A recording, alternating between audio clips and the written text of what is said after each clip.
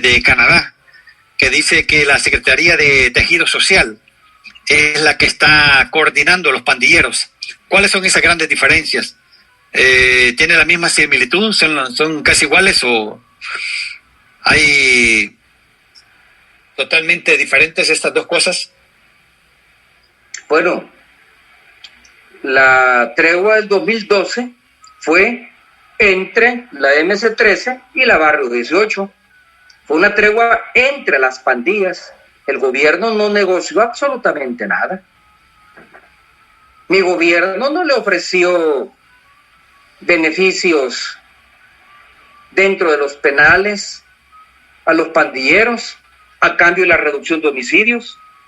Si hubo beneficios como establece la Fiscalía, eso tiene que individualizarlos. Tiene que haber responsables.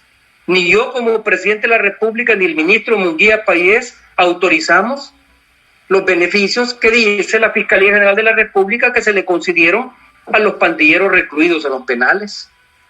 No puede tomarse tampoco como beneficio la inversión que se hizo en los territorios de predominio de las pandillas. Eso formaba parte de un plan de inversión territorial que había sido diseñado por la Secretaría Técnica de la Presidencia junto con el FISDL y con AID. El invertir en territorios de extrema pobreza donde operan las pandillas no significa que por eso estábamos beneficiando a los pandilleros o a sus familias. Estábamos beneficiando a la población vulnerable. Si dentro de esa población vulnerable había familiares de pandillas o pandilleros, esa es otra cosa. Pero hoy es diferente. Hoy lo que el Faro ha presentado son documentos oficiales de ingresos, que registran ingresos de funcionarios del Ministerio de Seguridad Pública, del director de centros penales, del director de la Unidad de Reconstrucción del Tejido Social de la Presidencia de la República, acompañado con sicarios de la MS-13 que han ingresado con gorros navarrones a reunirse con pandilleros condenados en los diferentes centros penales. Y que han negociado reducción de homicidios, pero también respaldo electoral.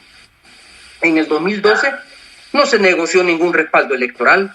Si después, según las investigaciones de la Fiscalía, ha aparecido que tanto Arena como el FMLN para las elecciones del 2014 negociaron respaldos electorales, esto es responsabilidad tanto de los que negociaron en ambos partidos políticos como de los partidos políticos, pero no es responsabilidad de mi gobierno.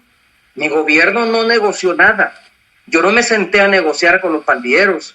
Yo no ordené a ningún funcionario de mi gobierno que se sentara a hablar con los pandilleros. Y fue un proceso, si usted se recuerda, en el que hubo dos facilitadores que no eran funcionarios del gobierno, Monseñor Fabio Colindres, obispo castrense en ese entonces, y Raúl Mijango, que representaban a una ONG, la sociedad civil, que trabajaba con centros penales. Ellos no eran funcionarios del gobierno y fueron nada más mediadores. Nosotros lo que hicimos fue facilitar el proceso de entendimiento para que al final se produjera un resultado que sí nos interesaba, que era la reducción de homicidios, y que efectivamente los homicidios se redujeron. Si al final el proceso se abortó, fue porque lo boicoteó la embajada americana, lo boicoteó la fiscalía, lo boicoteó la derecha, y al final ese proceso terminó y produjo como resultado que en 2015, en venganza, los pandilleros aumentaran los homicidios y llegáramos a una tasa inimaginable de 103 homicidios por cada 100.000 habitantes, pero eso ya no fue en mi gobierno. Además, si usted recuerda, el proceso de tregua entre pandillas fue verificado por la OEA, por el secretario general Miguel Insulza, que hasta llegó a El Salvador para verificar el proceso y designó como sus representantes al señor Ochaeta, que ahora es el responsable de la comisión investigadora en contra de la corrupción y la impunidad de El Salvador, la CICIES, que depende de Nayib. O sea que Nayib tiene en la CICIES a un funcionario de la OEA que participó de la tregua durante mi gobierno, y otra de las personas que también participó en la tregua en representación de la OEA es nada más ni nada menos que la señora Arena Rodríguez, que es asesora de la ministra de Relaciones Exteriores, su pareja sentimental y hermana de la primera dama de la República, Gabriela Rodríguez de Bukele.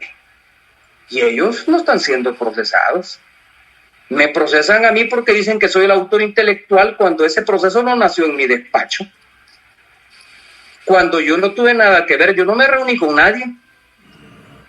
Mason ahí aparece reunido con pandilleros, lo mismo Quijano y lo mismo unos funcionarios de ese entonces del FMLN, como Benito Lara y Aristides Alvarenga o Aristides Valencia, pero yo no aparezco reunido con nadie, ni tuve conversaciones con nadie. Entonces, ¿por qué soy procesado? Solo porque era el presidente de la República. Bueno, entonces, que la Fiscalía procese ahora a Nayib Bukele, porque él, siendo presidente de la República, sus funcionarios entraron a los penales a negociar con la Ranfla Nacional de la MS-13. Entonces, igual, donde existe la misma disposición, o más bien, donde existe la misma razón, existe la misma disposición.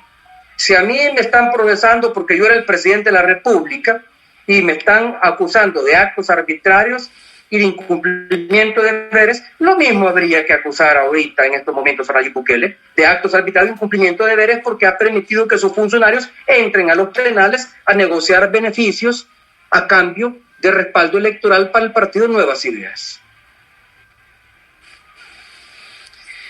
¿Qué papel jugó Fernando del Rincón y CNN en este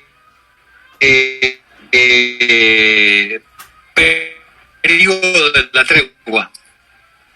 No tengo idea. No tengo idea realmente. Yo sé que él realizó una serie de entrevistas y me entrevistó a mí, pero no tengo idea si jugó algún papel. Pero siempre estuvo atacando la tregua, creando controversia a nivel internacional con relación a esa tregua. Sí, lo que pasa es que hubo muchos periodistas, tanto nacionales como extranjeros, que atacaron ese proceso.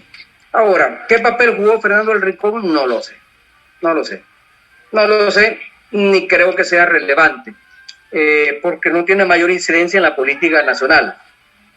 Más bien habría que preguntarse qué papel jugó la cuñada de Nayib Bukele, la hermana de Gabriela de Bukele, que en representación de la OEA, junto con el embajador Ochaeta, participaron de las reuniones con pandilleros en el 2012, junto con Miguel Insulza.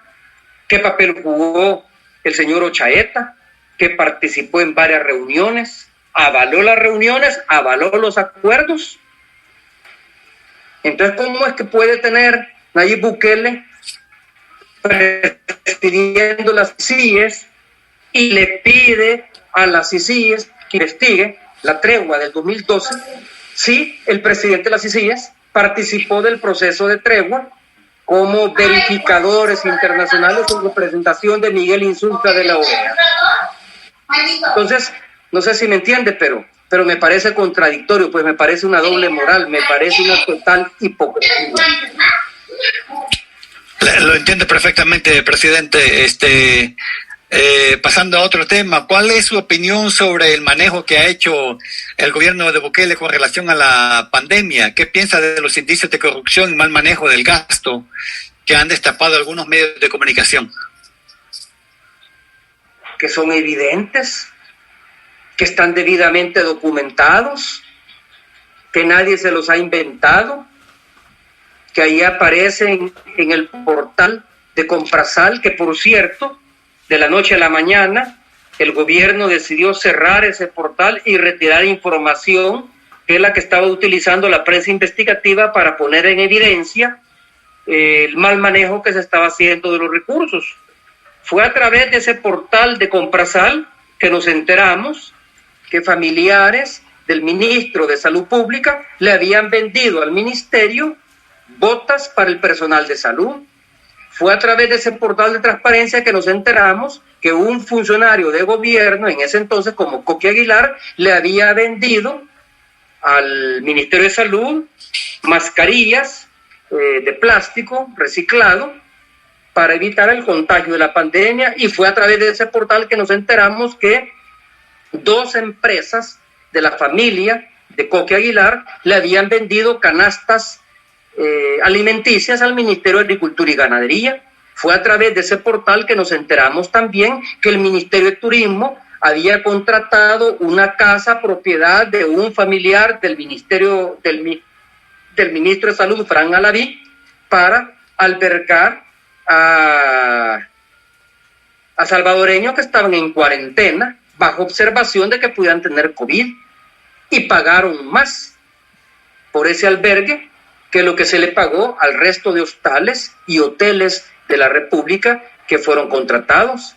Fue a través de ese portal que nos dimos cuenta que el ministro de Obras Públicas compró una mesa de billar, varios plasmas y un programa de PlayStation de FIFA 2020 supuestamente para relajamiento de su personal, que no se sabe dónde está.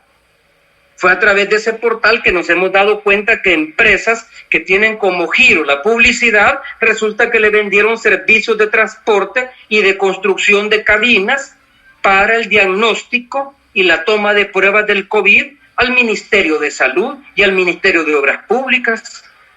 Entonces, usted me pregunta, ¿qué pienso de eso? Bueno, que ahí están las evidencias. ¿Qué está haciendo el fiscal? No está haciendo absolutamente nada, nada.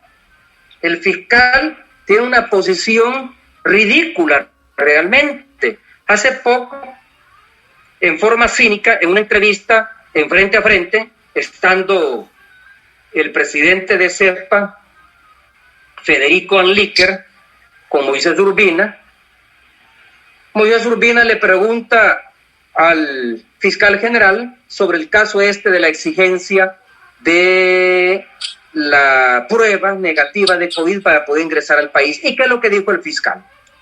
Que aquel funcionario que esté bloqueando, obstaculizando, prohibiendo el ingreso de salvadoreños al país será procesado. Pero luego, a renglón seguido, dijo que hay que poner la denuncia. ¿En qué cabeza cabe? Si un salvadoreño no puede entrar a El Salvador, ¿cómo va a poner una denuncia en el Ministerio Público?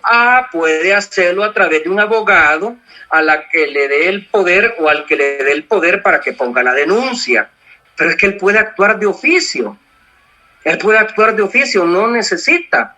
Existe un artículo del Código Penal donde aparece tipificado un delito que puede cometer el fiscal que se llama omisión de investigación, y que palabras menos, palabras más, dice que el fiscal o su delegado que tenga conocimiento de la comisión de un delito y que no ejerza la acción penal puede ser sancionado a prisión de 3 a 5 años de cárcel e inhabilitado por el mismo periodo.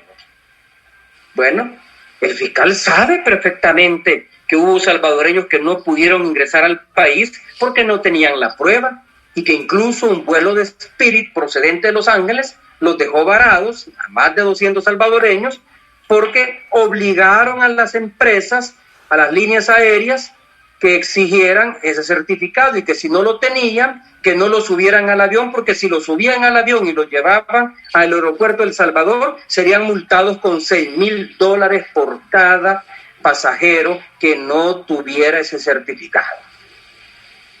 Una clara violación a una sentencia de la Sala de lo Constitucional que con meridiana claridad prohibió la exigencia de ese documento para autorizar el ingreso de salvadoreños o extranjeros residentes permanentes en El Salvador al país, si no portaban ese documento. Y sin embargo, lo exigieron.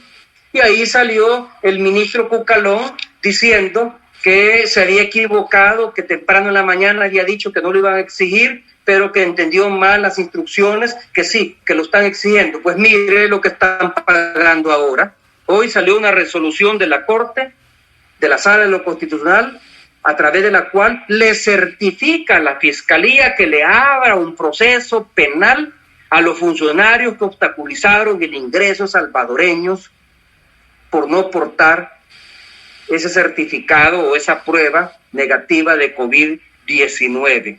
¿Qué significa? que Cucalón, como director de migración,